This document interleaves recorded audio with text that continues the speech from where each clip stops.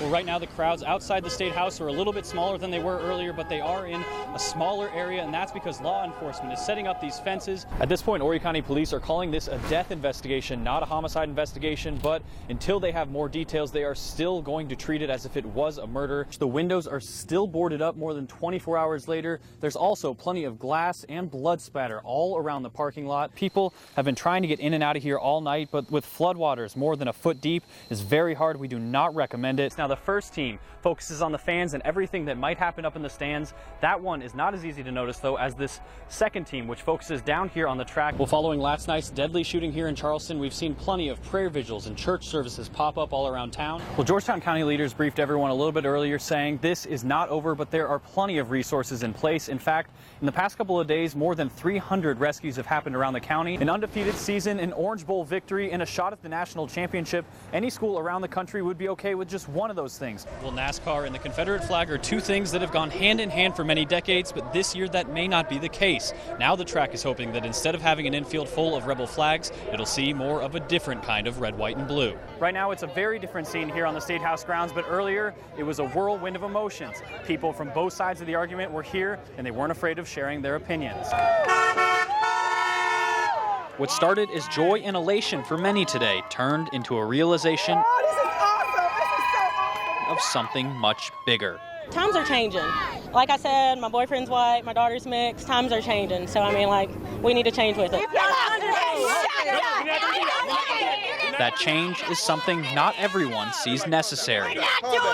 Sammy Evans says bringing down that symbol of his heritage won't unite the people of South Carolina. When the flag comes down, a lot of people think that we're going to wake up the next morning and everybody's going to love everybody, but they're not.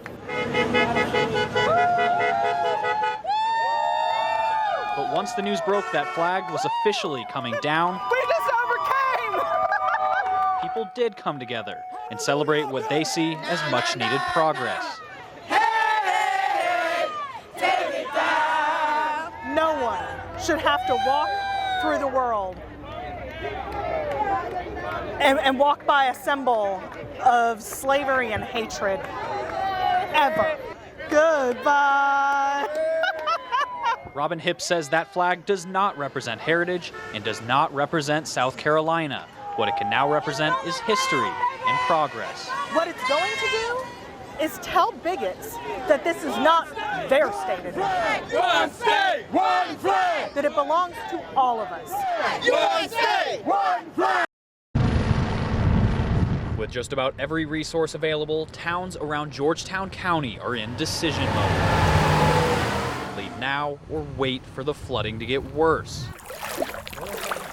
On the north side of the Black River, you never think that this could happen to you. One community doesn't even have a choice. That house over there with that green shop, that's my shed and that's my house right there.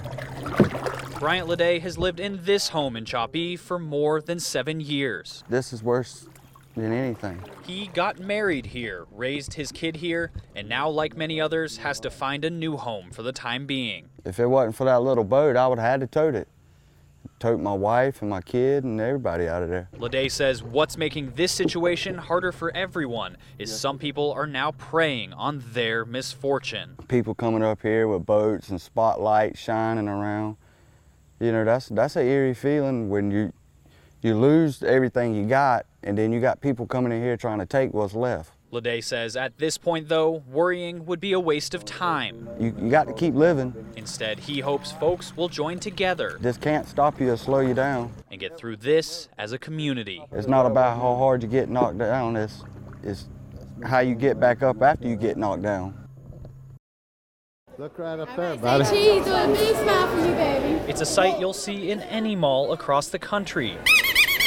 The goofy photographer, crying kids, and a big man in red smiling through it all. Say I wanna say I like Star Wars. And with each request, Santa assures he'll make it happen. Here we go, sweetie. That is until 9-year-old Ronnie McCune had his chance to ask for a Christmas If our gift. dad isn't home on Christmas Eve, do you mind making a stop by Fort Hood in Texas? You see, for the past 21 years, Ronnie's father, Ronald McCue, has served in the National Guard.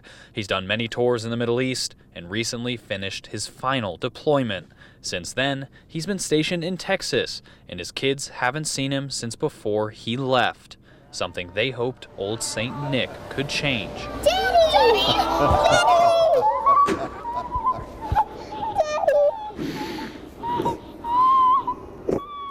Gripping tighter than ever, this family won't be waiting until Christmas for its gift. You thought your dad wasn't going to be home. The next thing you know, you just see him right after you tell Santa what you want. That's kind of exciting. Knowing I'm home, knowing I can touch him, knowing I can hug him, hold him, tuck him in bed, it's something you miss.